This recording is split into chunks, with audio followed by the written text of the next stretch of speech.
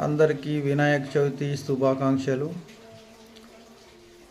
పెద్ద ఎత్తున వర్షాలు కురవడం వల్ల రహదారుల పైనుండి వరద నీటి ప్రవాహం జరుగుతున్నది.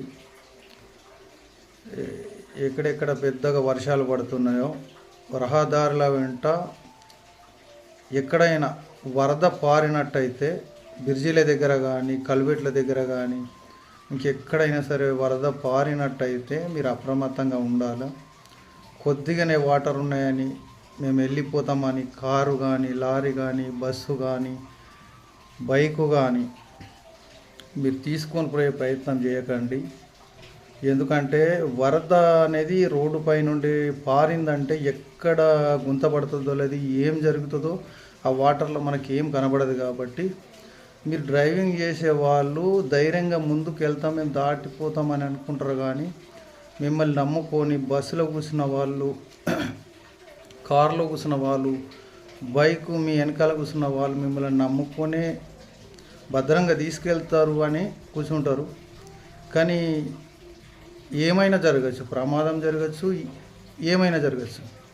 అందుకని వరదలు ఈ వర్షాలు పడ్డన్ని రోజులు మీరు ప్రయాణం వాయిదా వేసుకోండి. ప్రయాణం అనేది వాయిదా వేసుకోండి. లోతట్టు ప్రాంతాలలో ఎక్కడైనా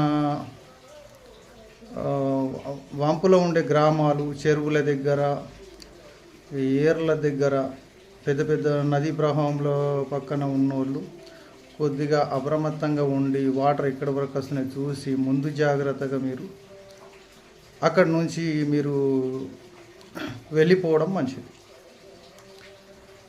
అదేవిధంగా మళ్ళీ వ్యవసాయం చేసే రైతన్నులు కూడా ప్రతి ఒక్కరూ జాగ్రత్తగా ఉండాలి. ఇప్పుడు వర్షాలు బాగా పడుతున్నాయి కాబట్టి వరదలు వస్తాయి.